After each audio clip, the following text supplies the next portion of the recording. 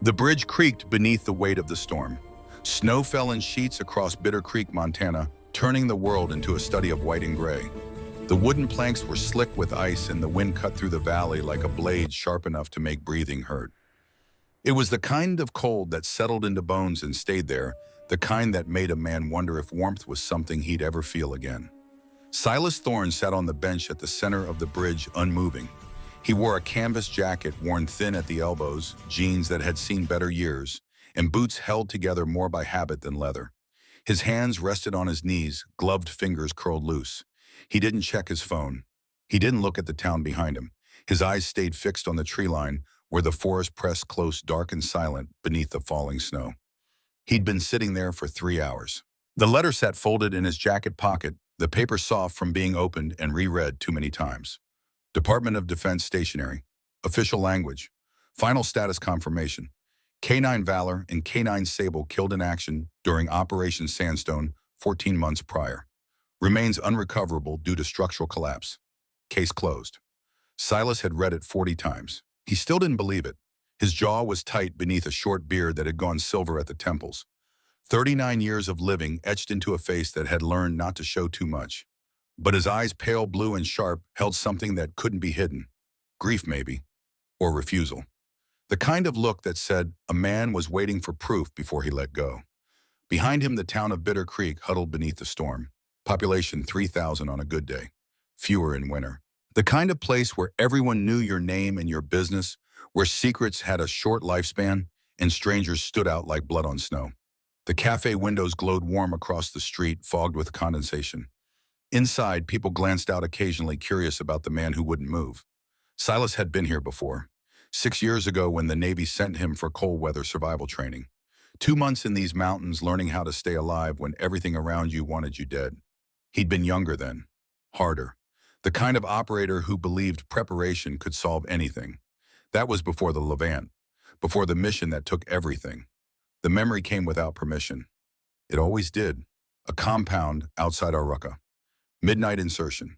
Intelligence said the target was moving chemical precursors through underground tunnels, old Ottoman-era construction retrofitted for modern trafficking. Silas and his team went in quiet. Valor and Sable moved ahead, noses low, trained to detect accelerants and chemical signatures that human equipment missed. They'd found the tunnels, found the caches, found more than intelligence had promised. Then the charges blew. Not theirs, someone else's. The kind of explosion that said the target knew they were coming and had decided burial was better than capture. The tunnel collapsed in sections, smoke and dust turning air into soup. Comms went dead. Lights went dead. Silas took a support beam across the shoulders and went down hard. When he came to, his ears were ringing and his mouth tasted like copper. He called for Valor, called for Sable, heard nothing but the groan of settling rock and the drip of water somewhere in the dark. They searched. Command gave them 6 hours. They searched every accessible passage, every air pocket, every gap wide enough for a dog to squeeze through. Found blood, found torn gear, found nothing else. Extraction orders came through at dawn. Silas refused twice. The third time wasn't a request. They pulled him out and flew him to Landstuhl, then Walter Reed, then a medical discharge with a handshake and a manila envelope full of paperwork. Traumatic brain injury, mild. Post-traumatic stress disorder, moderate. Honorable service commendations attached. Thank you for your sacrifice. The dogs were listed as killed in action. Case file sealed. Move on. Silas couldn't. He'd spent 8 months in a bottle after that, trying to drown the sound of Valor's howl echoing through collapsing stone. Trying to forget the way Sable had looked back at him one last time before the smoke swallowed her whole. Trying to convince himself he'd done everything possible. It hadn't worked. So he'd dried out. Found work as a finished carpenter in Billings, building cabinets and furniture for people who could afford craftsmanship. The pay was enough to keep a studio apartment and a truck. Nothing left over for much else. He didn't need much else. Then 3 days ago, the letter arrived. Final confirmation. Remains unrecoverable. The bureaucracy's way of saying it was time to stop hoping. Silas had driven south through the storm that same night. Came back to Bitter Creek because it was the last place that had felt like preparation instead of aftermath. The last place he'd stood with Valor and Sable and believed the world made sense. He wasn't sure what he expected to find here. Closure, maybe, or just a place to sit and accept what couldn't be changed. The wind shifted, carrying sound. Silas's head turned slightly. His breathing slowed. Every instinct honed over 20 years of operations came online without thought. He wasn't hearing wind through pines. He wasn't hearing ice cracking on the creek below. He was hearing movement, fast, purposeful, coming from the forest. His hand drifted toward his hip, old muscle memory, searching for a sidearm that wasn't there anymore. Civilians didn't carry in town. Civilians didn't need to. But Silas had stopped thinking like a civilian the moment he heard that sound. Two shapes broke from the tree line. They moved low and fast bodies, cutting clean lines through snowdrifts that should have slowed anything down. Dark fur against white ground. One larger, broader through the chest, one smaller, leaner, faster. They didn't hesitate at the edge of town, didn't slow when they hit the road. They ran straight for the bridge. Silas stood, his heart hammered once hard against his ribs. The world narrowed to those two shapes closing distance at a dead sprint. 40 yards, 30, 20. Close enough to see details now. German Shepherd, massive coat, black and tan beneath the snow clinging to his fur. Belgian Malinois, smaller gold-brown ears, pinned back with speed. Close enough to see the scars. Close enough to see the way they moved, trained and deliberate even in chaos. Close enough to recognize. The sound that came out of Silas wasn't a word. It was something raw and broken, pulled from a place that hadn't made noise in 14 months. No! They hit him at full speed. Valor slammed into his chest, 110 pounds of muscle and momentum that knocked the breath clean out of him. Paws planted against his jacket, head shoved under his chin, forcing his face up. The dog's body trembled not from cold, but from something deeper. Desperation, recognition, disbelief made flesh. Sable crashed into his side, flanking tight muzzle buried against his ribs. Her tail whipped through the air so hard it made sound. Her breathing came in broken gasps, somewhere between panting and whining, a high, desperate noise that spoke of months compressed into seconds. Silas's legs gave out. He didn't fall. He sank, controlled hands reaching without conscious thought. His fingers found thick winter coats, matted and dirty and real. Solid, warm, alive. One hand slid across Valor's scarred shoulder, feeling the ridge of tissue he knew by heart, the place where shrapnel had torn through during a firefight in Mosul 3 years prior. The other found the familiar curve behind Sable's ear, the spot she'd always leaned into when he scratched. They were real. His vision blurred.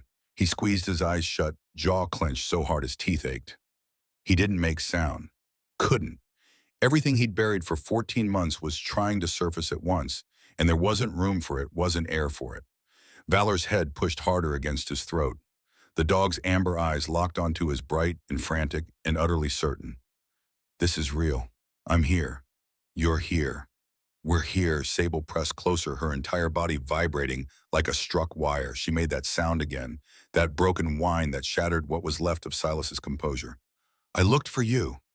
The words came out rough, barely sound at all. I swear to God I looked for you. Valor's tongue found his face warm and insistent. Sable's paw scraped against his arm, demanding contact, demanding proof that this wasn't another cruel dream in a long series of them. Silas pulled them close, forehead against Valor's neckhand, tight in Sable's rough. The three of them formed a knot of bodies and grief and reunion that had no room for dignity or restraint.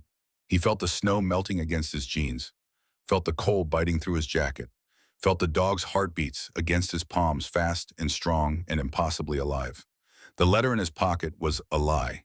The bureaucracy was wrong. His dogs had come home. Time stopped meaning anything. Silas had no idea if he sat there for 30 seconds or 30 minutes. The world consisted of fur and warmth and the knowledge that what he'd been told was impossible had just tackled him into the snow. Eventually breath returned. Thought returned. He loosened his grip enough to pull back to look at them properly. They looked back.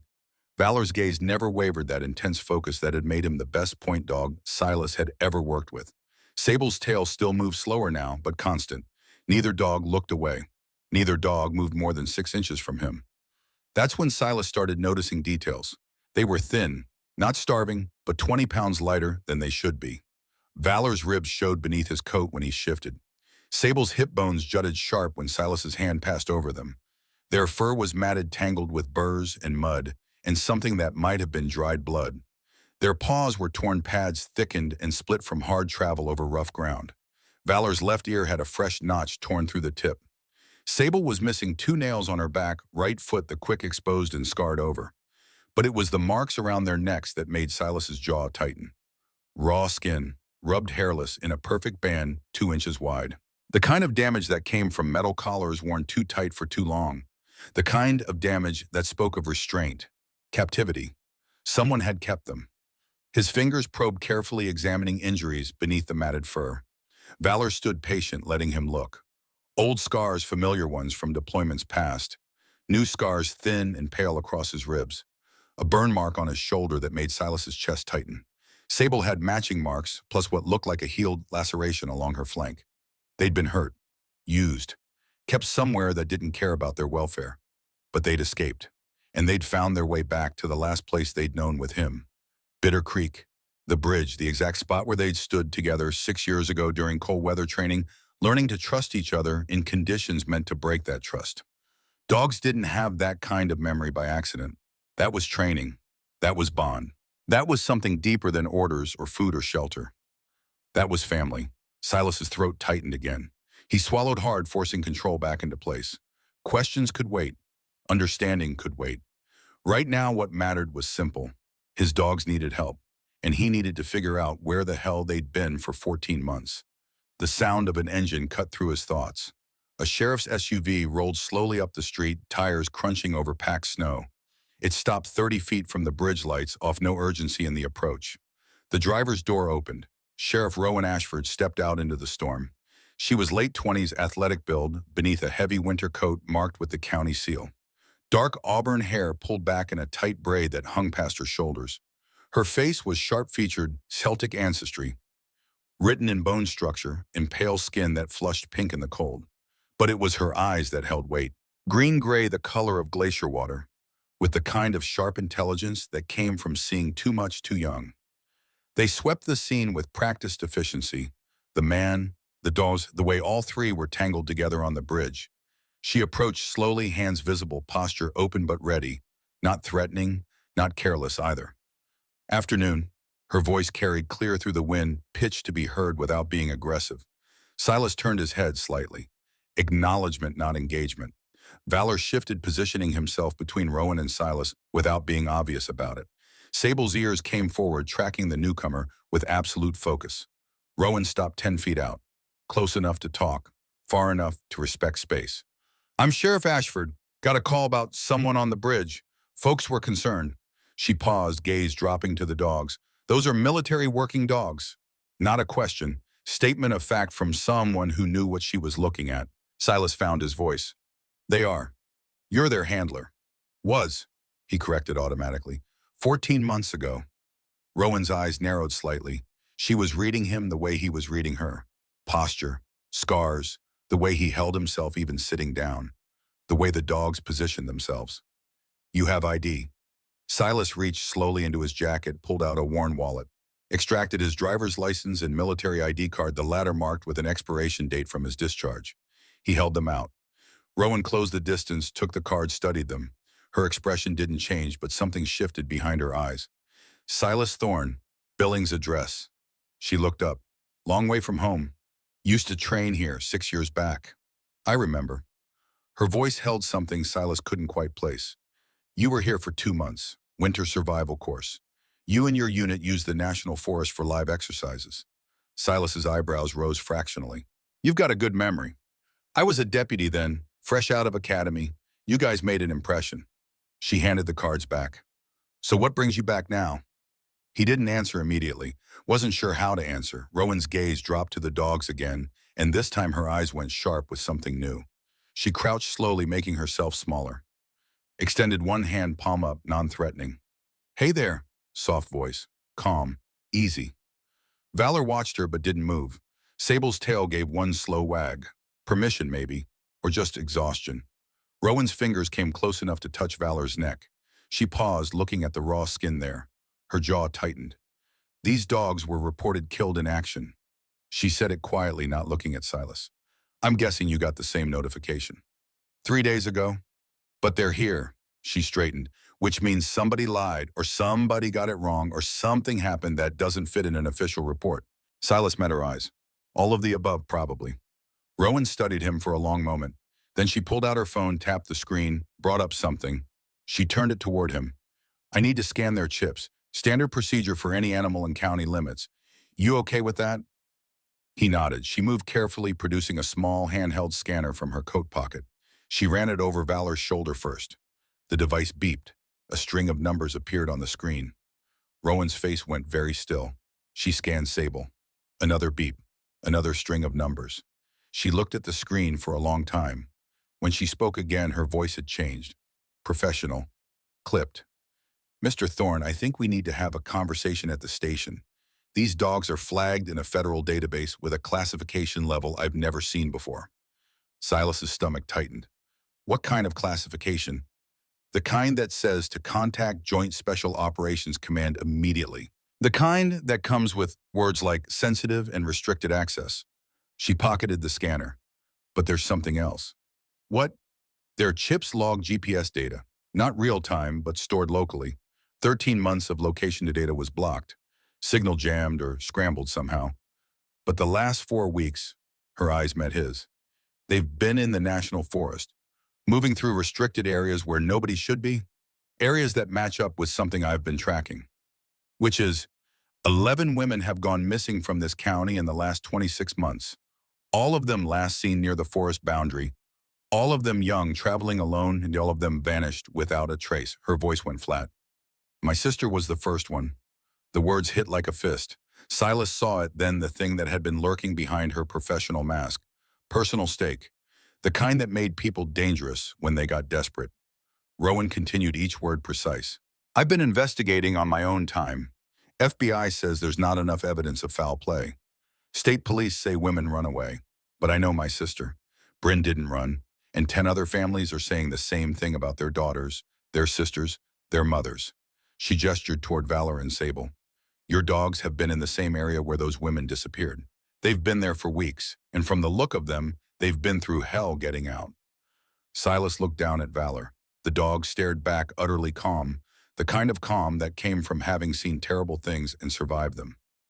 You think they know something? Silas said it slowly. I think they saw something. Or someone kept them somewhere connected to those disappearances. And I think, Rowan hesitated, then pushed forward. I think maybe they can lead us there. Silas's first instinct was to refuse, walk away, take his dogs and disappear before whatever this was dragged him into something else he couldn't fix. He'd done his time, paid his dues, earned the right to step back from other people's wars. But Valor leaned against his leg, a solid warm weight that felt like an anchor. Sable's eyes tracked between him and Rowan, reading the tension, waiting for direction. He'd spent 14 months believing they were dead. 14 months drowning in the guilt of having failed them, of having let them die alone in the dark, because he wasn't strong enough to keep searching. They hadn't died. They'd survived. They'd fought their way out of whatever hell they'd been in. They'd traveled hundreds of miles, injured and starving to find him.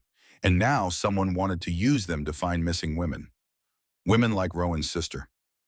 Silas closed his eyes briefly, felt the weight of it settling across his shoulders like a familiar yoke. The thing about being a protector was it never really left you. The instinct was always there, buried under whatever excuses you built to justify walking away. He thought of the letter in his pocket, the official lie, the bureaucracy that had written off Valor and Sable as acceptable losses and moved on without a second glance. He thought of 11 families who'd been told the same thing in different words. Your daughter's gone. Your sister's lost. Move on. Accept it. Let go. He'd never been good at letting go. His hand found Valor's head, scratched behind the ears the way the dog had always loved. Valor leaned into it, eyes half closed, with something that looked like relief. All right. Silas opened his eyes, met Rowan's gaze. We'll go to your station, scan the dogs properly, see what else is on those chips. Rowan's shoulders relaxed fractionally. Thank you. Don't thank me yet. Silas stood slowly, joints protesting the cold. If what you're saying is true, if someone kept these dogs, used them, hurt them, then we're not just talking about missing persons. We're talking about someone with resources. Someone organized enough to hide their operation for 2 years. I know. And if the dogs were involved, even as victims, then we're talking about someone willing to use military assets for criminal purposes. That's not a lone predator. That's a network. I know. Rowan's voice was steady, which is why I need help, real help, from someone who understands how these dogs think and work. Silas looked down at Valor and Sable. They looked back patient and trusting, and entirely certain that wherever he went, they'd follow. The bond hadn't broken. 14 months, whatever hell they'd endured, it hadn't broken. He wouldn't break it now. "Let's go," he said it quietly. "But the dogs stay with me, not in a kennel, not separated. They've been through enough." "Agreed." Well, Rowan turned toward her SUV, then paused. "For what it's worth, Mr. Thorne, I'm glad they found you." Silas. And yeah, he followed her toward the vehicle, Valor and Sable flanking him automatically. "Me too." The drive to the sheriff's station took 8 minutes through empty streets. Silas sat in the back with both dogs pressed against him, their warmth seeping through his jeans. He stared out the window at Bitter Creek passing by, seeing it with different eyes now. 6 years ago, this place had been about preparation, learning to survive, building skills that would keep him alive in the worst conditions. Now it felt like the worst conditions had followed him here. But as Valor's head rested against his knee and Sable's breathing evened out into something close to sleep, Silas felt something he hadn't felt in a long time. Purpose. Not the kind assigned by command, not the kind that came with orders and objectives and after-action reports. The kind that rose up from somewhere deeper. The kind that said certain lines didn't get crossed, certain people didn't get abandoned. Certain fights were worth having, even when the odds were shit. His dogs had survived impossible things to find their way back to him. The least he could do was help them finish what they'd started. The station appeared ahead, a low brick building with county flags hanging limp in the still air. Rowan pulled into the lot parked near the entrance. "Ready?" She looked at him in the rearview mirror. Silas met her eyes, nodded once. They stepped out into the cold. Valor and Sable moved with him, close and coordinated. Whatever came next, they'd face it together. Just like they always had, just like they always would. The doors of the station opened, warmth spilling out into the frozen afternoon, and Silas Thorne walked forward into whatever waited inside. Behind them, the bridge stood empty. Snow continued to fall, covering their tracks, erasing evidence that anything extraordinary had happened there. But it had. Against every odd, every official report, every logical expectation, two lost souls had found their way home. And now together they were about to discover where they'd really been, and who had tried to make sure they never came back. The station interior smelled like burnt coffee and old paper. Fluorescent lights hummed overhead, casting everything in a flat institutional glow that made the warmth feel artificial. Valor and Sable's nails clicked against linoleum as they followed Silas through the main room, past desks cluttered with paperwork and computer monitors showing screensavers of county landscapes. Two deputies looked up as they entered. One was a woman in her 50s, gray hair cut short, reading glasses perched on her nose. The other was younger male, clean-shaven, with the kind of grooming that spoke of vanity. He smiled when he saw Rowan, the expression reaching his eyes with practiced ease. "Sheriff, didn't expect you back so soon." His voice carried across the room, friendly but curious. "That's quite a pair you've got there." Rowan nodded toward a side office. "Wade, can you pull up the K9 registry database? Need to run a comprehensive scan on these two." Wade Merrick stood already, reaching for his equipment belt. He was mid-30s, built lean, but not weak, with sandy blonde hair that looked professionally styled even at the end of a shift. His uniform was pressed boots, polished badge, gleaming. Everything about him said he took the job seriously. "Sure thing. Federal or state level?" "Federal," JSOC flagged. Rowan moved toward her office. "And Wade, this is Silas Thorne. He's the handler. Their military working dog's been missing 14 months. Wade's eyebrows rose, but his smile never faltered. 14 months? That's one hell of a homecoming." He extended his hand to Silas. "Deputy Wade Merrick, good to meet you." Silas shook briefly. The grip was firm, professional. Wade's palm was smooth, no calluses. The hands of someone who spent more time on a computer than in the field.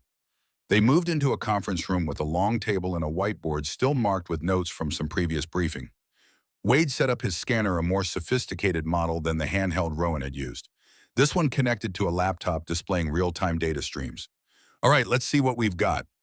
Wade approached Valor first, moving with the careful confidence of someone who'd worked around animals before. "Hey there, big guy. Just need to get close for a second." Valor's eyes tracked to him, but the dog didn't move. Sable sat tight against Silas's leg, her entire body tense with readiness that had nothing to do with threat and everything to do with hypervigilance learned through trauma. Wade ran the scanner over Valor's shoulder. The laptop screen filled with data. Numbers scrolled past identification codes, vaccination records, deployment history. Then came the GPS log, a compressed file that took several seconds to load. Wade's expression shifted as he read. The easy smile faded into something more focused. He leaned closer to the screen, scrolling through coordinates and timestamps. Jesus. Sheriff, you need to see this. Rowan moved behind him, reading over his shoulder. Her face went very still. 13 months of no signal. Complete blackout. Wade's finger traced a line on the screen. Then 4 weeks ago, signal resumes. Location data shows movement through the Bitterroot National Forest, specifically the Anaconda Range restricted zones. He pulled up a map overlay marking the GPS points. They formed a pattern clusters of activity around 3 specific areas deep in the forest, all of them dozens of miles from any marked trail or public access point. These coordinates, Rowan's voice was tight, cross-reference them with the missing persons cases. Wade's fingers flew across the keyboard. Another window opened, this one showing a county database with dates and locations. He ran the comparison. The room went silent. 7 of the 11 disappearances had last known locations within 5 miles of the GPS clusters. Could be coincidence. Wade said it without conviction. It's not. Rowan pulled up a chair, sitting heavily. Can the other dog? Wade repeated the process with Sable. Same story. 13 months dark, 4 weeks active, identical movement patterns. But Sable's log had one additional detail. 3 days ago, her GPS track showed a sudden burst of speed heading southeast directly toward Bitterbarner Creek, toward the bridge where Silas had been sitting. They ran. Silas spoke for the first time since entering the station. Something spooked them, or they found an opening. They ran, and they came looking for me. How would they know where to find you? Wade asked. Training, memory. Dogs can navigate by scent and landmark recognition across incredible distances. Silas moved to the map, studying the marked coordinates. But that's not the question we should be asking. What is, Rowan met his eyes. Who kept them for 13 months, and what were they using them for? Rowan stood pacing to the whiteboard. She grabbed a marker, started writing names, dates, locations. My sister Bryn disappeared 26 months ago. She was 23, wildlife photographer, worked in the National Forest documenting eagle populations for the Park Service. Last contact was a text message saying she'd found something interesting near Trapper Peak. She wrote the location. It matched one of the GPS clusters. Search and rescue found her camera equipment 3 days later. Destroyed. Looked like an animal attack, maybe a grizzly. Her body was never found. Park Service ruled it misadventure. Case closed. But you didn't believe it. Silas watched her write. Bryn grew up in these mountains. She knew bear protocol. She carried spray she made, noise she never took, stupid risks. Rowan's hand tightened on the marker. And the timing was wrong. Her equipment was scattered over a quarter-mile. Bears don't do that. They feed and move on. Someone staged it, Wade said quietly. I think so, but I couldn't prove it. And then 6 months later, another woman vanished. Hiker from out of state, then another. Then another. Rowan turned back to them. 11 women in 26 months. All of them between 18 and 35. All of them fit, capable, the kind who could handle themselves in the wilderness. All of them gone without a trace. She added more names to the board. The list grew longer, each one a person reduced to a case number and a date. FBI came in after the 5th disappearance. Looked around for 3 weeks, found nothing, said there wasn't enough evidence of foul play to justify a major investigation. Recommended we increase patrols and put up warning signs about wildlife. And you've been investigating on your own since then. Silas understood the pattern. Institutional failure. Official channels closing. Someone left alone with their grief and determination. Every day I'm not on duty, hiking the areas where they vanished, looking for patterns, trying to find something, anything that proves this isn't just bad luck and stupid mistakes. Her voice cracked slightly. Because if Bryn's death was my fault for not believing the first time, then every woman who disappeared after her is also my fault. That's not true. Silas said it with the kind of certainty that came from having carried similar weight. You can't blame yourself for a system that failed. The room held heavy silence. Wade looked uncomfortable, his gaze dropping to his laptop. Valor moved closer to Rowan, not touching, just near, the way he'd been trained to offer comfort to soldiers in distress. Rowan noticed. Her hand came down to rest on Valor's head, fingers sinking into thick fur. Thank you, she whispered. Silas studied the map again, committing the coordinates to memory. 3 clusters. The GPS data showed regular movement between them, suggesting a network of some kind. Not random, organized. If someone's operating in those areas, they need infrastructure. Shelter, supplies, transportation. You can't hide 11 women and 2 military dogs in the middle of nowhere without support. That's what I thought. Rowan moved to a filing cabinet, pulled out a folder thick with papers. I've been tracking vehicle activity on Forest Service roads. Legal access is restricted to rangers and researchers with permits. But there's been irregular traffic. Tire tracks where there shouldn't be any. Locked gates that were left open. Cameras that went dark for no reason. She spread photographs across the table. Tire treads in mud. A broken padlock. A trail camera with its lens smashed. Someone's using the forest. Someone with knowledge of the patrol patterns and blind spots.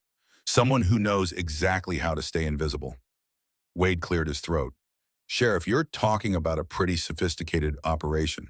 That level of planning, that kind of access, it suggests either extensive reconnaissance or insider knowledge. I know. Rowan's voice was flat. Which means we need to be careful about who we trust with this information. I know that too. Silas watched the exchange, reading subtext. Wade was right to be cautious, but there was something in his tone that felt off. Not wrong exactly, just too smooth. The way people sounded when they were saying the right things for the wrong reasons. Or maybe Silas was just paranoid. 14 months of believing the worst would do that. We need to go out there. He said it simply. The dogs can lead us. They know where they've been. That's a big forest, Wade pointed out. And if someone's out there, they'll be watching for exactly this kind of response. He's right. Rowan chewed her lip thinking. We can't just charge in. We need a plan, and we need backup. FBI, Silas asked. Maybe. There's one agent who took the case seriously. Nora Quinlan. She's been building a file on human trafficking patterns in the region, thinks there might be a connection to other disappearances across state lines. Rowan checked her watch. She's based in Helena. I could call her, get her down here. Do it. Silas felt the urgency building. Every hour that passed was another hour those women, if they were still alive, spent wherever they were being held. But we don't wait. We start preparing now. Preparing how? Gear, supplies, routes. If we're going into those mountains, we do it right. Cold weather equipment, communications, emergency extraction plans. He looked at Valor and Sable. And we let the dogs rest. They've been running for days. They need food, water, medical attention. I've got a vet I trust, Wade offered. Dr. Cassidy, she's good with working animals, used to consult for the Park Service. I can call her, get her to come look at them. Rowan nodded. Do that. And Wade, I need you to pull everything we have on Forest Service permits for the last 2 years. Anyone with regular access to those areas. Researchers, contractors, maintenance crews. You think it's someone official? I think someone's been moving through restricted areas without getting caught. That takes either incredible luck or inside information. She turned to Silas. You can stay here tonight if you want. We have a break room with a couch. Not comfortable, but warm. Appreciated. Silas felt the exhaustion catching up with him. 3 days of driving, 3 hours sitting in a blizzard, the emotional whiplash of reunion, and now this. His body was demanding rest even as his mind spun with questions. Wade left to make his calls. Rowan disappeared into her office to contact the FBI agent. That left Silas alone in the conference room with Valor and Sable. He knelt beside them, fingers probing joints and checking for swelling with the practiced efficiency of someone who'd done this 1,000 times in worse conditions. Valor tolerated the examination with patient calm. Sable pressed close, seeking contact the way she always had when stressed. Both dogs were dehydrated, undernourished, and carrying injuries that spoke of hard living. But nothing appeared life-threatening. They'd heal given time and proper care. The marks around their necks bothered him most, not just because of what they represented, but because of what they meant. Someone had collared these dogs, kept them restrained, used them for something. Military working dogs were valuable. Tens of thousands of dollars in training, years of development, specialized skills that couldn't be easily replicated. You didn't stumble across dogs like Valor and Sable by accident. Someone had taken them deliberately, which meant someone knew they were in that tunnel when it collapsed. Someone had access to casualty reports, deployment, information, classified operation details. Someone inside the system. The thought sat cold in Silas's gut. He'd trusted that system once. Believed in the chain of command, the integrity of the mission. The idea that when you put your life on the line, the people above you had your back. He'd learned better. A knock on the door frame made him look up.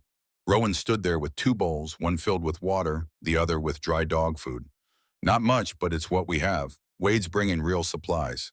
Silas took them, set them on the floor. Valor and Sable dove in, drinking first, then eating with the focused intensity of animals who'd gone hungry too long. They're in rough shape. Rowan leaned against the door frame, arms crossed. But they're alive. That's more than most people get. Yeah, Silas watched them eat. Question is why? If someone wanted them dead, they had 13 months to make it happen. Instead, they kept them, used them. For what? Dogs like these, they have specialized training. Valor was point taught to detect explosives, chemicals, accelerants. Sable was tracker, could follow a scent trail 3 days old across moving water. He met Rowan's eyes. If I was running a criminal operation in remote wilderness, dogs with those skills would be incredibly useful. Understanding dawned on her face. Detection. They could find things humans couldn't. Or lead you away from things you wanted to avoid. Early warning for patrols. Scouts for safe routes. Silas stood. Whoever took them knew exactly what they had. Which brings us back to insider knowledge. Rowan's expression darkened. Someone connected to military or law enforcement. Or both. The implications hung between them. If this went as deep as it seemed, then trust became a weapon that could be turned against you. Every person you brought into the circle was a potential leak, a possible accomplice, a risk that multiplied with each addition. We keep this tight, Silas said. You, me, your FBI agent, nobody else until we know more. What about Wade? What about him? He's my deputy, been with the department 4 years. Good record, clean background. He's also the one with access to all your case files and patrol schedules. Silas let that sit. I'm not saying he's dirty. I'm saying we can't afford to assume anyone's clean. Rowan's jaw tightened, but she nodded. All right, we play it careful. Wade returned an hour later with supplies. Dog food, medical kit, blankets. While Cassidy followed a woman in her early 60s with steel gray hair and hands that moved with confident precision. She examined both dogs, thoroughly cleaned wounds, applied antibiotic ointment, pronounced them battered but stable. They'll need rest, proper nutrition, and monitoring for infection. But they're tough. They'll recover. She looked at Silas. You did good getting them here. They got themselves here. Silas scratched behind Valor's ears. I just showed up. Cassidy smiled slightly, packed her gear, and left with instructions to call if anything changed. Wade brought coffee and sandwiches from somewhere. The four of them sat in the conference room eating in tired silence while snow continued to fall outside. The clock on the wall read 8:15. It felt like days had passed since Silas sat down on that bridge. Agent Quinlan's coming down tomorrow morning, Rowan said between bites. She's bringing files on trafficking networks, wants to compare patterns. Good. Silas sipped his coffee. It was terrible, but it was hot. Meanwhile, we prep. I'll need maps, weather reports, equipment lists. I can pull that together, Wade offered. No. Rowan said it quickly, then softened. I mean, I need you here, Wade. Someone has to run the station if I'm gone. And if this goes sideways, I need you coordinating with state police. Wade looked like he wanted to argue, but he just nodded. Understood, Sheriff. They finished eating. Wade headed home. Rowan showed Silas to the break room, a cramped space with a couch that sagged in the middle and a coffee maker that looked like it predated the building. There's a shower down the hall if you want it. Towels in the closet. She paused at the door. And Silas, thank you for staying, for helping. Haven't helped yet. You're here, that's more than I had yesterday. She closed the door quietly. Silas stood in the empty room, Valor and Sable flanking him like bookends. The exhaustion was crushing now, adrenaline finally wearing off and leaving only the bone-deep weariness of too many miles and too much emotion compressed into too few hours. He found the shower, let hot water pound against his shoulders until the cold leached out of his muscles. Got dressed in the same clothes, made a mental note to find a store tomorrow. Returned to the break room where both dogs had claimed the couch. There wasn't room for him. Silas smiled first time and he couldn't remember how long. He grabbed the blanket Rowan had left, made a nest on the floor, and lay down with his back against the couch. Valor's head appeared over the edge, resting on Silas's chest. Sable's paw draped across his shoulder. They fell asleep like that, three souls reunited, breathing in sync. Somewhere in the darkness outside, in the vast wildernesses of the Bitterroot Range, answers waited. And tomorrow they'd begin the hunt. Morning came gray and cold. Silas woke to Valor's nose pressed against his face, the dog's breath warm and patient. He checked his watch. 6:30. The station was quiet, too early for most personnel. He took the dogs outside, let them relieve themselves in the snow behind the building. Both moved stiffly, muscles sore from yesterday's exertion. But their eyes were bright, alert, ready. Inside, he found coffee brewing and Rowan already at her desk surrounded by maps and printouts. She looked up when he entered. Agent Quinlan just called. She's an hour out. Rowan handed him a mug. I've been going through Forest Service records. Found something interesting. She spread a map across the desk. Red circles mark the GPS clusters from Valor and Sable's data. Blue circles mark the locations where women had disappeared. There's a pattern in the timing. Disappearances happen in pairs or clusters 2 to 3 months apart. Then nothing for 4 to 6 months. Then another cluster. Silas studied the map. She was right. The distribution wasn't random. It suggested operational cycles, active periods and dormant periods. Like they're waiting for something or someone. He traced the dates.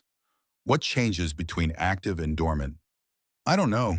Weather's consistent, tourist season doesn't match up. Ranger patrol. Schedules are random. Rowan shook her head. But there's one more thing. The Forest Service has a cabin network for researchers and emergency shelter. Most of them are monitored, logged in and out, but 3 of them went off-grid over the last 2 years. Off-grid how? Maintenance issues, supposedly. Damaged radio equipment, broken locks, problems that required temporary closure. She tapped 3 points on the map. Each one was within 2 miles of a GPS cluster. Except when I checked with the maintenance crews, none of them had work orders for those cabins. Someone's using them. Silas felt pieces clicking together. Staging areas, supply caches, shelter when they're moving people through the forest. That's what I think. Rowan pulled out another document. And here's the really fun part. All 3 cabins had the same person sign off on the closure paperwork. She handed him the sheet. Official Forest Service letterhead. Signature at the bottom, neat and confident. Deputy Sheriff Wade Merrick. Silas felt his stomach drop. Wade has Forest Service authority. His voice stayed level. He's technically a reserve ranger. Most of our deputies are. It's a joint jurisdiction thing, lets us coordinate on search and rescue without bureaucratic hassles. Rowan's face was pale. I never thought, he's been solid for 4 years. Or he's been positioning himself for 4 years. Silas set down the paper carefully. Where is he now? Home, probably. His shift doesn't start until 9. Rowan stared at the signature, her face draining of color. She looked at Silas, then back at the paper as if hoping the words would change. I need to call him in. Her voice was hollow. Right now, before he has a chance to, no. Silas put a hand on her arm. If he's involved, calling him tips our hand. We go now before he arrives for his shift. We get evidence first, confrontation later. But what if I'm wrong? What if there's an explanation? Then we apologize. But if you're right and we wait 11 women stay missing. Silas held her gaze. Your call, Sheriff. Protocol or results? Rowan's jaw set. She folded the paper, tucked it into her pocket. We gear up, we leave in 30 minutes, and we don't tell Wade a goddamn thing. Agreed.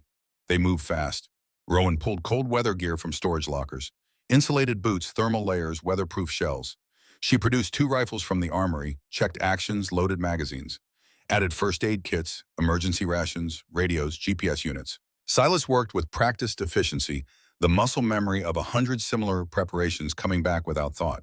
He checked every item twice, made sure nothing was forgotten. Valor and Sable watched their anticipation building. They knew this dance, knew what came next. At 7:45, Rowan sealed an envelope addressed to her senior dispatcher and left it with a note. Emergency operations. Do not open unless we fail to return by 1800 hours. They loaded the gear into Rowan's personal truck, a battered Ford that had seen better decades but ran strong. Drove north out of Bitter Creek as the sun broke through clouds, casting long shadows across snow-covered fields. The forest swallowed them within 20 minutes. The trailhead was unmarked, just a gap in the trees where logging roads had once cut through. Rowan parked, killed the engine. The silence pressed in immediately, broken only by wind through pine branches and the distant call of a raven. They geared up without speaking. Checked weapons, adjusted packs, made sure everything was secure. Valor and Sable stood at the forest edge, noses lifted, reading scents carried on the cold air. They'll lead, Rowan asked quietly. They'll lead. Silas shouldered his pack. Stay close, stay quiet, and trust the dogs. They survived 13 months out here. They know where the dangers are. Rowan nodded, face set with determination. Silas gave the command, the hand signal Valor and Sable had learned years ago in different mountains on a different continent. Seek. They entered the forest, leaving the world behind. They'd been hiking for 2 hours when the forest changed. The trailhead had started, easy old logging roads still visible beneath fresh snow. But as they climbed into the high country, the terrain turned brutal. Steep slopes required switchbacks and careful footing. Downed timber blocked paths, forcing detours. The temperature dropped with each 100 feet of elevation gained. Silas checked his GPS. They were 8 miles from the truck, almost 5,000 feet higher.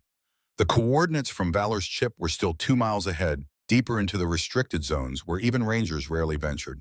The forest swallowed sound. Snow-muffled footsteps absorbed voices made the wilderness feel like a living thing that swallowed all human sound. Valor moved ahead, body low, nose working the ground in methodical sweeps. Sable ranged wider, checking flanks, doubling back to ensure nothing followed. The terrain climbed steadily, elevation gain measured in burning thighs and shortened breath. Silas kept pace easily, years of conditioning still holding, despite months away from active duty. Rowan moved well too, her familiarity with these mountains evident in how she placed each step, how she read the landscape for hidden dangers. The temperature had dropped to somewhere around -10. Their breath formed clouds that dissipated slowly. Ice crystals hung in the air, catching sunlight and turning it into floating diamonds. Beautiful and deadly. This was the kind of cold that killed people who made mistakes. Valor stopped suddenly, one paw raised, body rigid. The classic alert posture. Something ahead. Something significant. Silas raised his fist. Rowan froze. They waited, letting the dogs process whatever they detected. Seconds stretched. Sable moved up beside Valor, her head tilting as she sampled the air. Then both dogs looked back at Silas. Not alarm. Recognition. They'd been here before. Silas moved forward, carefully scanning the trees. At first he saw nothing unusual, just more pines and snow and rock. Then Valor led him around a massive spruce, and the landscape changed. A clearing opened up, roughly 30 yards across. In the center sat a cabin, old construction, probably dating back to the 1970s. Logs chinked with concrete metal roof, heavy with snow. Windows dark and empty. But it wasn't abandoned. Fresh tire tracks cut through the snow, leading to and from the structure. Footprints marked the area around the door. And leaning against the wall, barely visible beneath canvas tarps, sat supplies. Crates, barrels, equipment. Rowan came up beside him, her breath catching. That's Trapper Cabin. Forest Service closed it 18 months ago for structural issues. Looks pretty sturdy to me. Silas studied the approaches, cataloging sightlines and cover. And active. Those tracks are recent, maybe 24 hours. The GPS data showed the dog spent time here. Rowan pulled out her phone, checked coordinates. This was one of the clusters. Valor moved again, circling the cabin but staying in the trees. His body language had shifted. Not relaxed, but not on alert either. Cautious, wary, the behavior of an animal returning to a place of trauma. Sable whined once, soft and low, her gaze fixed on the cabin door. She took a step forward, then stopped, her injured paw held slightly off the ground. They were kept here. Silas said it quietly. At least part of the time. Before approaching the cabin, Silas knelt beside Sable. The wire cut from earlier had reopened during the hike, blood seeping through the gauze wrap. The wound needed proper attention or infection would set in fast at these temperatures. We need to deal with this now, he told Rowan, before we go any further. He pulled out his tactical knife, a lighter, and the medical kit. Rowan held Sable steady, murmuring softly to keep the dog calm. Silas heated the blade until the metal glowed faint orange, then let it cool slightly. Sterilized, but not hot enough to cauterize. This is going to hurt, he told Sable, making eye contact. The dog stared back with absolute trust. He cleaned the wound with antiseptic, watching Sable's body tense but not pull away. The wire had cut deep through skin and into the muscle beneath. He could see tendon white against red. Using the knife tip, he carefully removed debris embedded in the wound, bits of metal and dirt that would cause infection. Sable trembled but didn't make a sound, her gaze never leaving Silas's face. Good girl, he whispered. Almost done. He packed the wound with the antibiotic ointment, then wrapped it tight with fresh gauze and medical tape. Not perfect, but it would hold. Sable would need real veterinary care when this was over, possibly surgery. But for now, she could move. He pressed his forehead against hers, a moment of connection that said everything words couldn't. Thank you for trusting me. Thank you for not giving up. Thank you for being exactly who you are. Sable's tail thumped once against the snow. Valor moved close, touched his nose to Sable's. Silent support between warriors who'd survived worse together. Rowan watched the exchange, her eyes bright. That's what family looks like. Yeah. Silas stood, testing his own injuries. His leg ached but held weight. His shoulder was stiff but functional. That's exactly what it looks like. They approached the cabin slowly, weapons ready. The door was padlocked, heavy chain threaded through an iron hasp. Silas examined it. New hardware, not for a service issue. Someone had secured this place with their own equipment. Rowan pulled out a compact bolt cutter from her pack, courtesy of the department evidence locker. The chain gave with a sharp snap. Silas pulled the door open, a rifle up, clearing angles the way he'd been trained. The interior was dark temperature, barely different from outside. Empty. Almost empty. Against one wall sat two metal rings bolted into the logs. Heavy chain attached to each ending and reinforced collars, the kind designed for large dogs. The floor beneath them was stained scratched deep by claws that had tried desperately to find purchase to escape. Rowan's hand went to her mouth. Jesus. Silas felt rage building cold and controlled. He'd seen a lot of cruelty in his years, seen what people did to each other when they thought no one was watching. But this was different. This was his dogs, his family, chained like animals in this frozen box while someone used them for purposes they couldn't consent to. Valor entered the cab and moved directly to one of the chains, sat beside it looking up at Silas with eyes that held memory and pain in equal measure. I'm sorry. Silas knelt beside him, hand on the dog's head. I'm so damn sorry. Sable stayed outside, refusing to enter. She paced the door frame, agitated, the trauma too fresh to overcome. Rowan was searching the rest of the space. She found more supplies. Fuel cans, dried food, a portable generator. Maps tacked to the walls showing the surrounding area with routes marked in red pencil. And in the corner, a wooden crate filled with equipment. She pulled out items one by one. Headlamps, rope, climbing gear, a Geiger counter. Why would they need a Geiger counter? Her voice was tight. Silas moved to the map, studying the marked routes. They connected 3 points in a rough triangle, each one labeled with coordinates and notes. North Hub, Transport Point, Main Site. This isn't just a staging area. He traced the routes with one finger. It's a network. They're moving something through the forest using these cabins as waypoints. Moving what? I don't know, but they needed dogs with specialized training to help them do it.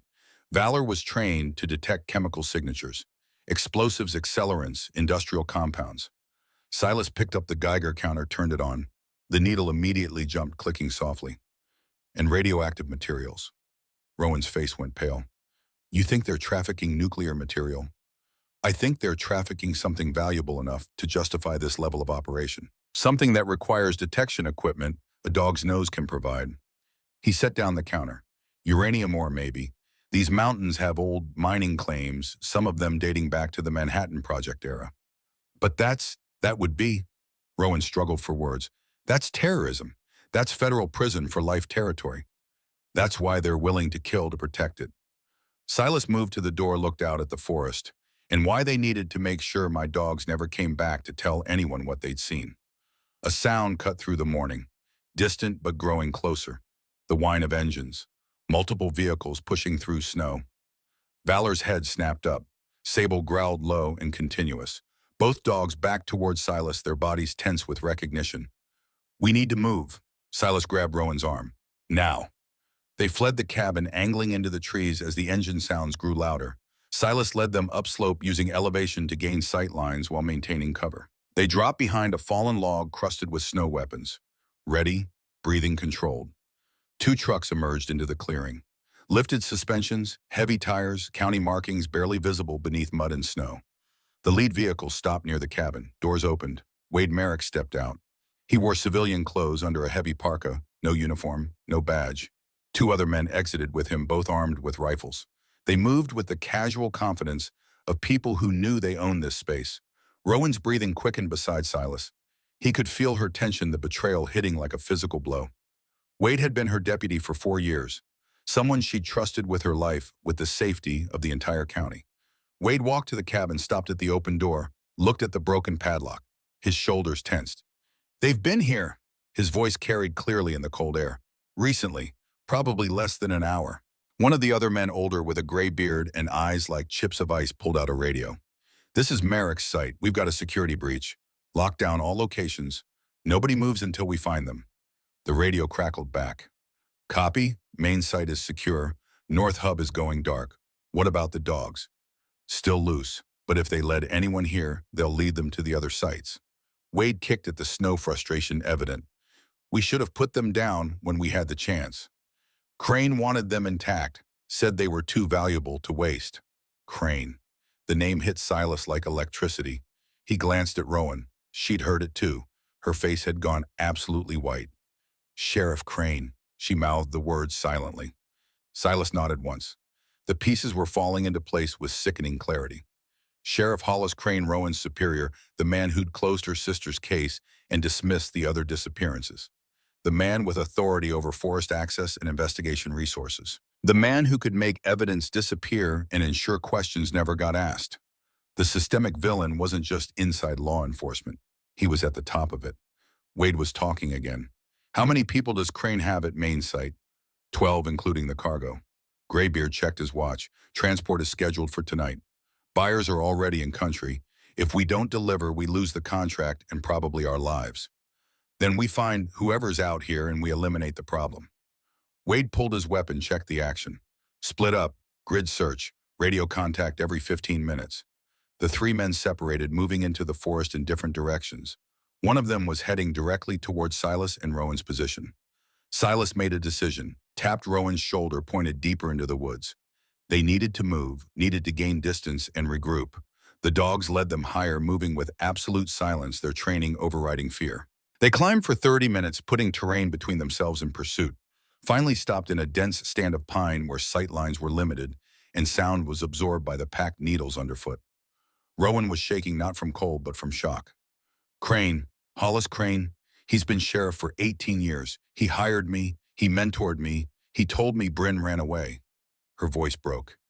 He killed her. He killed all of them. We don't know that for certain. Silas kept his voice level. But we know he's involved, and we know there's a main site where they're holding cargo, which might mean people. The women, the 11 women. Rowan's eyes refocused, shock converting to purpose. They're still alive. They have to be. Wade said cargo said transport tonight.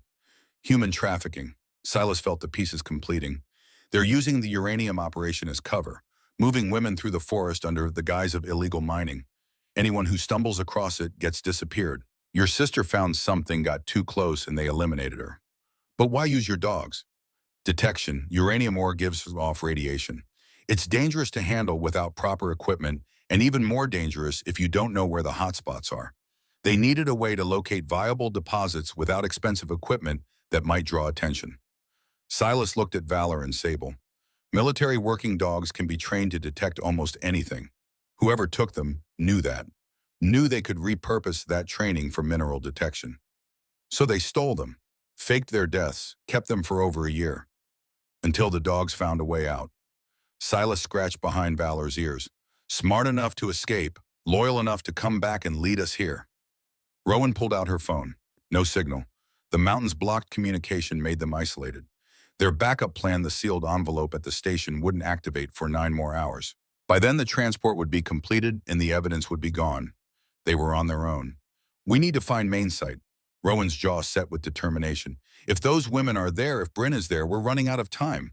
Agreed, but we're outnumbered, outgunned, and operating in their territory. Silas considered options. We need an edge. He looked at the bunch. They looked back, patient and ready. Can they track from here, follow their own scent trail backward to wherever they were kept? I don't know. It's been weeks, and the snow will have covered most scent markers.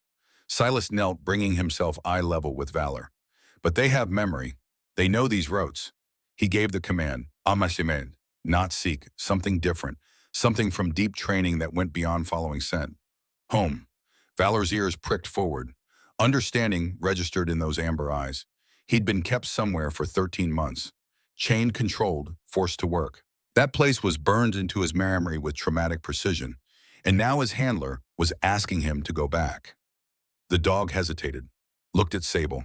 She moved close, touched her nose to his. Silent communication that passed between them, the bond of shared suffering and survival. Then Valor turned, picked a direction through the trees, started walking. Sable followed, moving carefully on 3 legs, her injured paw held off the ground, but her determination absolute. Silas and Rowan followed them both. The terrain changed as they moved deeper. The forest thinned, replaced by exposed rock and steep slopes that required careful navigation. They were climbing again, elevation pushing them into the high country where snow lay deeper and wind cut without mercy. Valor led them around obstacles through narrow passes along game trails barely visible beneath the drifts. He moved with certainty, each choice deliberate. This was a route he'd traveled before, forced marches in darkness with metal collars cutting into his neck. 2 hours passed. The sun reached its zenith, weak winter light doing little to warm the air. Silas checked his watch. 12:15. They had maybe 5 hours of good daylight left. After that, operating in this terrain would become exponentially more dangerous. Sable stopped. Alert posture again. Something ahead. They crept forward using rocks for cover. The forest opened onto a ridgeline that overlooked a small valley. And in that valley, tucked against the mountainside, sat a structure that didn't belong. It was old, that was clear. Mining infrastructure from decades past, maybe longer. But it had been renovated. New materials mixed with old construction. A metal roof that gleamed dully. Windows that weren't broken. Fresh tracks in the snow leading to and from an entrance built into the rock face itself. This was main site.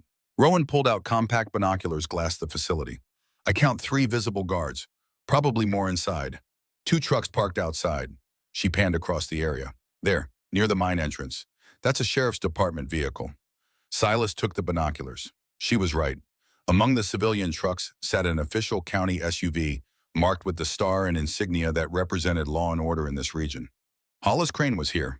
The facility had one obvious entrance, the mine opening itself. But years of military operations had taught Silas that obvious entrances were usually defended.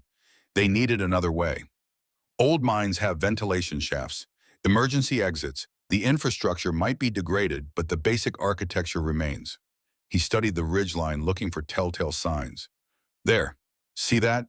He pointed to an area 30 yards from the main entrance, a slight depression in the snow, steam rising where warmer air met cold.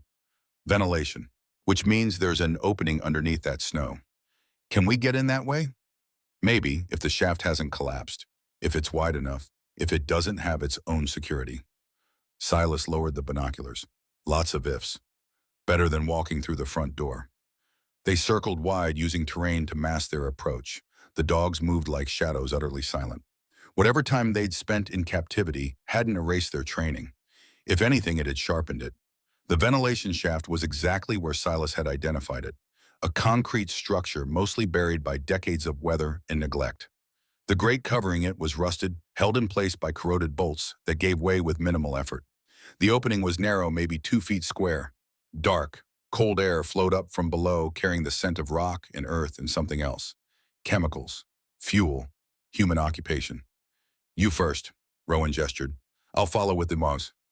Silas hesitated. Every instinct said this was a bad idea. Going into unknown territory through a compromised access point with no backup and no exit strategy violated every rule of tactical operations he'd ever learned. But 11 women were down there. Maybe 12 if Bryn Ashford had somehow survived 26 months in captivity. And tonight, someone planned to transport them to buyers who would make them disappear forever. Rules were written for situations with better options. This wasn't one of those situations. He lowered himself into the shaft boots, finding rungs of a metal ladder that groaned but held. Descended into darkness, his rifle slung across his back, his headlamp providing minimal illumination. The shaft dropped 20 feet, then opened into a horizontal tunnel carved through solid rock. Rowan came next, moving carefully. Then the dogs, who jumped down with the confidence of animals who'd done this before. Valor landed with barely a sound. Sable's injured leg made her landing awkward, but she recovered quickly. The tunnel led deeper into the mountain. Support timbers showed rot, in places gaps where the ceiling had partially collapsed. But the main passage was intact, and it led in the direction of the facility. They moved slowly, weapons ready, every sense straining. The darkness was absolute beyond their headlamps. The silence was broken only by the drip of water somewhere ahead and their own carefully controlled breathing. After what felt like hours but was probably 15 minutes, they saw light. Electric light, harsh and white, spilling from an opening ahead. Silas killed his headlamp. Rowan did the same. They crept forward until they could see into the space beyond. It was massive. A cavern, either natural or excavated, easily 100 feet across and 40 high. Work lights hung from cables strung across the ceiling. Equipment filled the space. Generators. Barrels marked with hazard symbols. A portable laboratory setup with testing equipment. And dominating one wall, stacked in lead-lined crates, sat chunks of rock that glowed faintly green under ultraviolet light. Uranium ore. Hundreds of pounds of it. Enough to build dirty bombs, to contaminate water supplies, to sell on black markets, to buyers who didn't care about consequences. But that wasn't what made Silas's blood run cold. Against the far wall sat 3 shipping containers, modified with ventilation cut into the sides locks on the exterior. And from inside those containers came sounds, quiet sounds, the rustle of movement, the murmur of voices trying not to be heard. People were in there. Rowan saw at the same time he did. Her hand gripped his arm hard enough to hurt her breathing, accelerating toward hyperventilation. Silas covered her hand with his, squeezed once. Focus. Control. She nodded, getting herself together. The cavern wasn't empty. 6 men moved among the equipment, working with the casual efficiency of a crew that had done this many times before. Loading crates, running tests, preparing for transport. And standing near the containers consulting a tablet was Sheriff Hollis Crane. He was 54, Silas knew from Rowan's briefing. Medium height, solid build, going soft around the middle. Gray hair cut military short. Face that looked like it belonged on a recruiting poster, trustworthy and competent and entirely false. Crane was talking to someone on a satellite phone, his voice carrying across the cavern. Buyers land at 2200. We'll have the cargo at the airstrip by 2300. Yes, all 12 units. Condition varies, but they're all mobile. A pause. The ore is packaged and ready.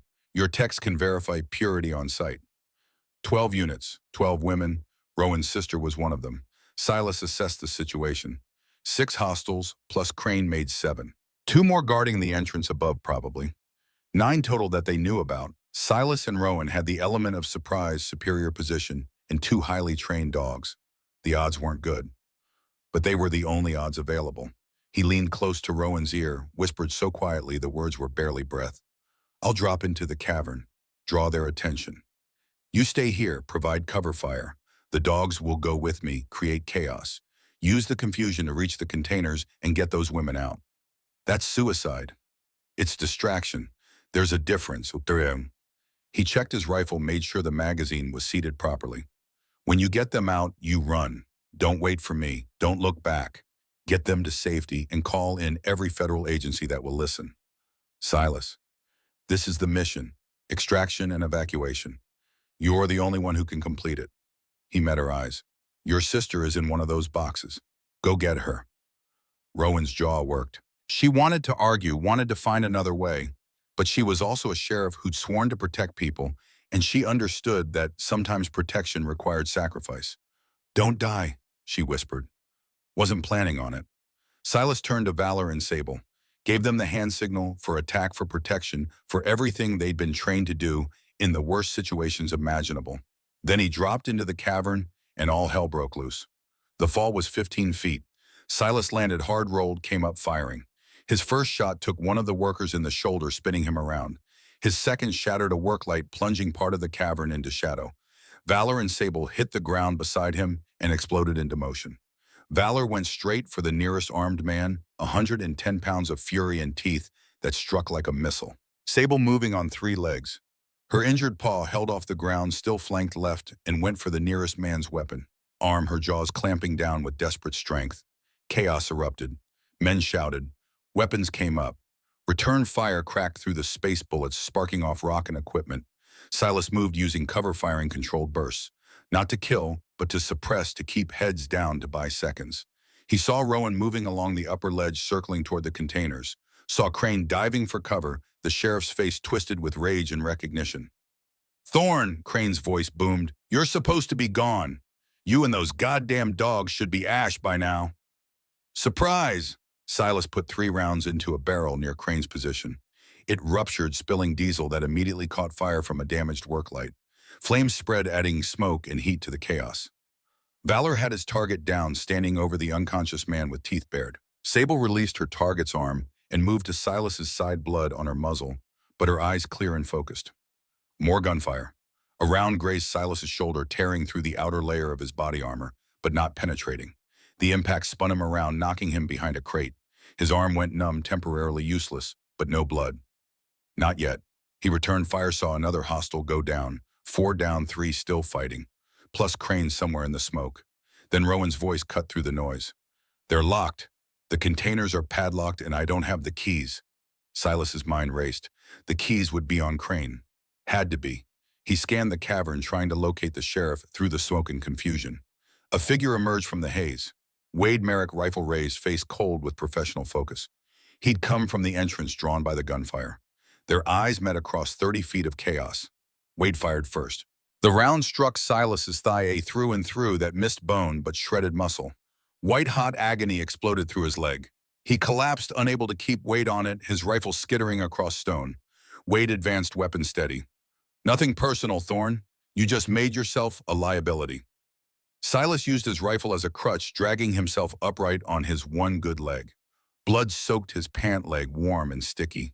He could feel his pulse in the wound, each throb bringing fresh waves of pain. His left arm hung useless from the shoulder impact, but his right hand could still pull a trigger. That was enough. His sidearm came up, but Wade was faster. The rifle came up, centered on Silas's chest. Then Valor hit Wade from behind.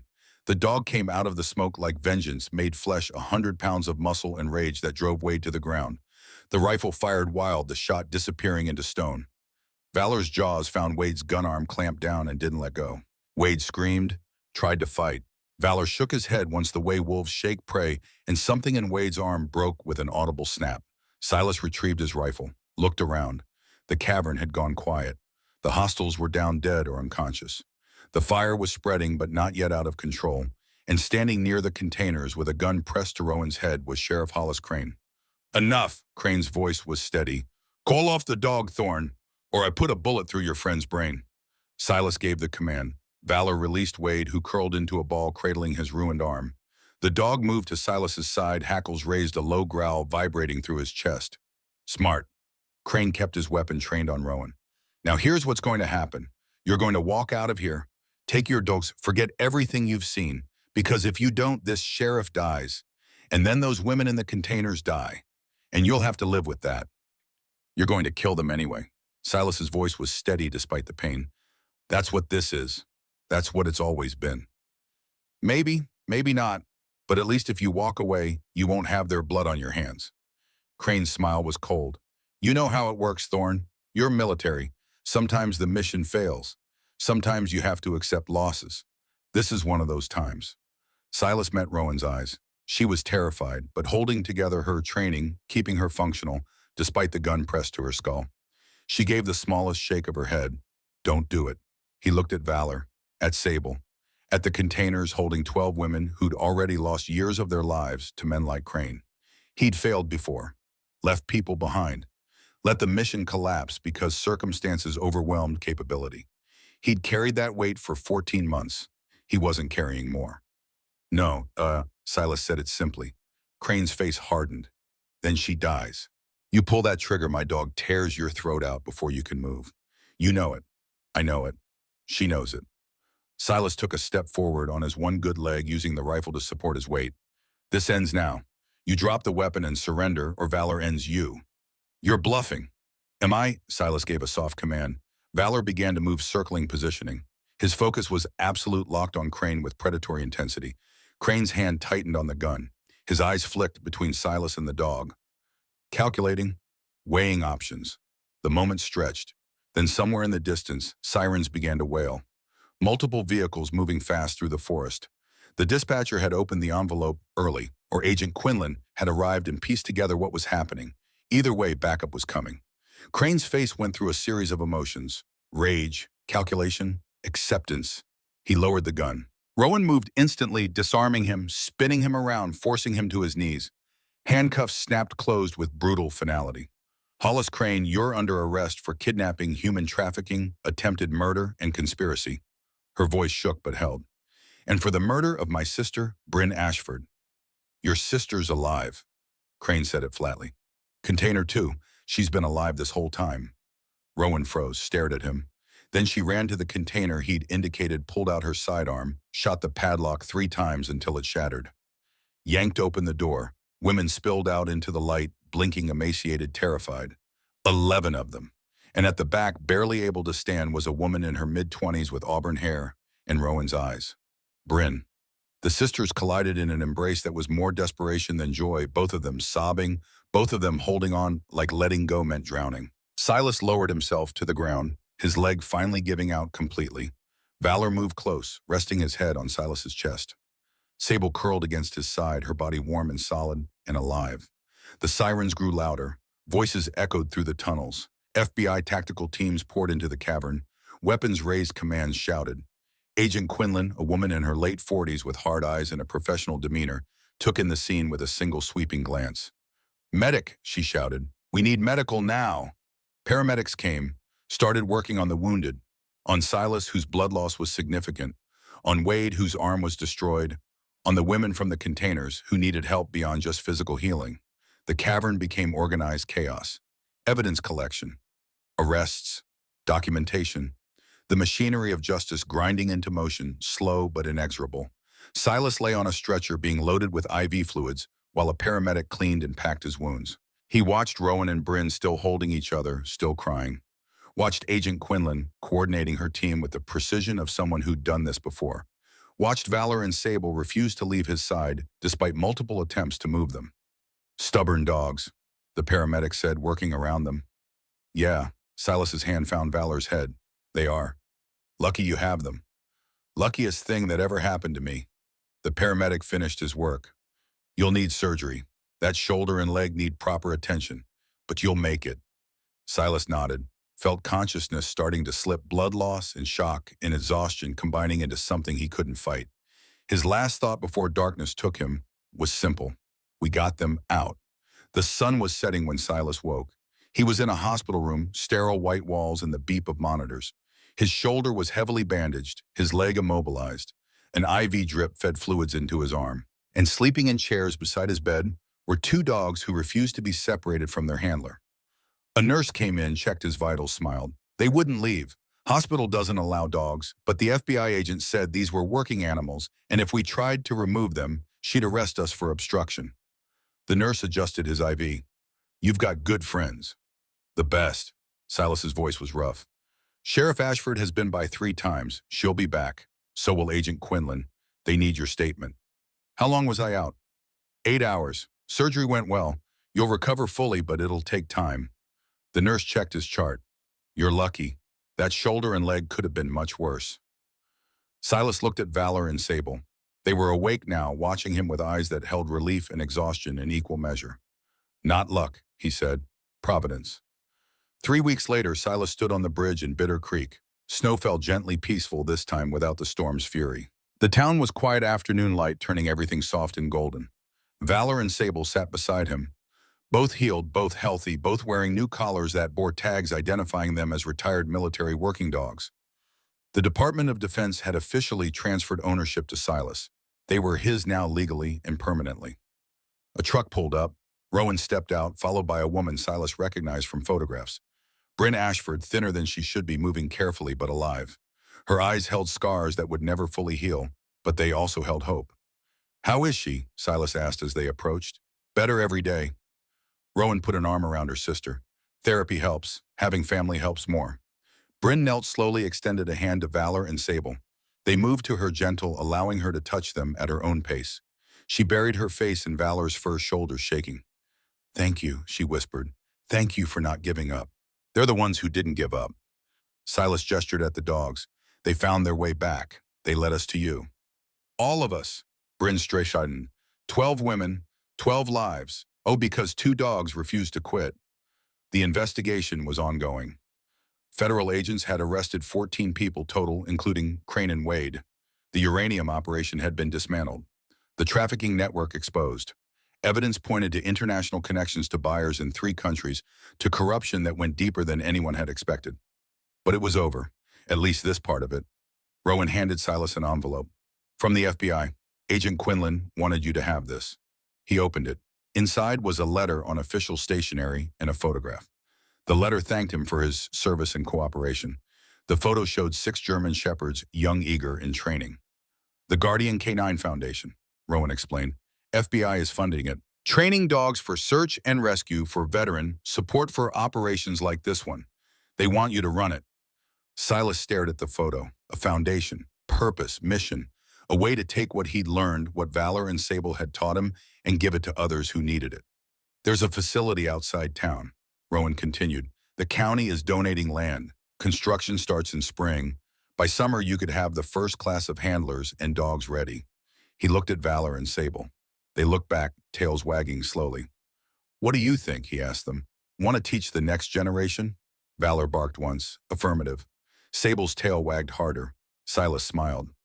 First time in longer than he could remember, it felt real. Then I guess we're staying. 6 months passed. Spring came to Montana, melting the snow, greening the valleys.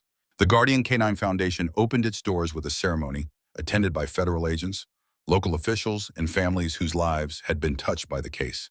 12 women stood together as survivors united by trauma and recovery. Bryn spoke on their behalf, her voice steady, her words powerful.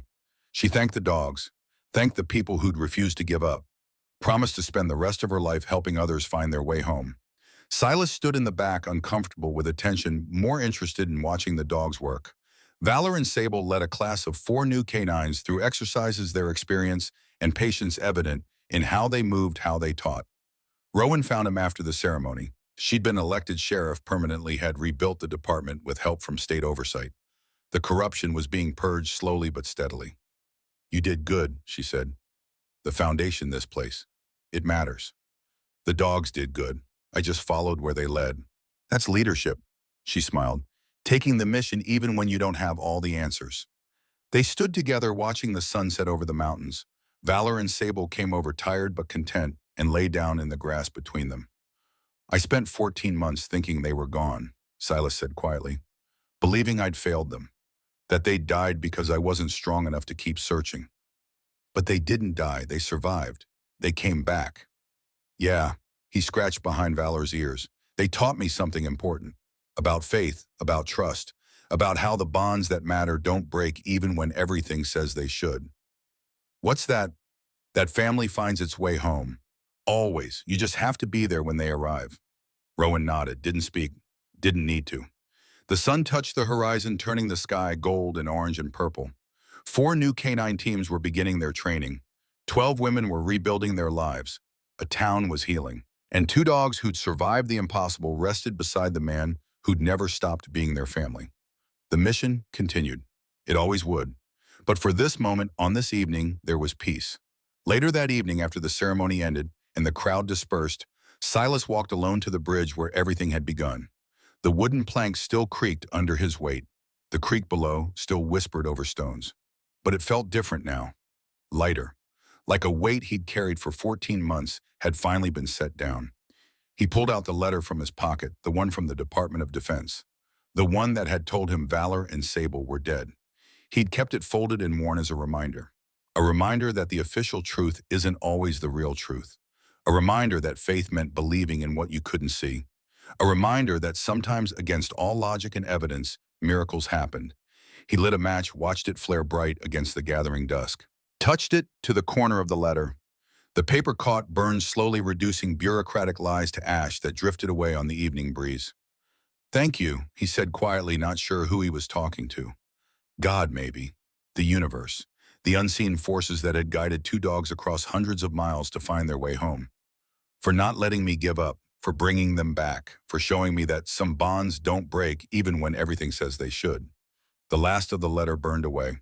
Silas watched the ashes scatter, then turned and walked back toward the foundation where Valor and Sable waited, where family waited, where home was. He'd been lost for a long time, wandering in darkness, convinced the light was gone forever. But faith, he'd learned, wasn't about seeing the light. It was about trusting that even in the deepest dark, you weren't walking alone.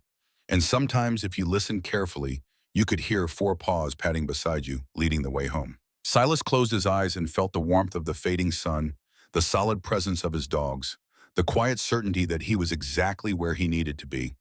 Home. The word meant something different now. Not a place, not a structure, but the people, the animals, the purpose that gave life meaning. He'd lost it once, believed it was gone forever. But like everything that truly matters, it had found its way back. And this time, he'd never let it go. The end. Final word count 14,847 words. Part 1, 4, 520 words. Part 2, 4, 830 words. Part 3, 5, 497 words.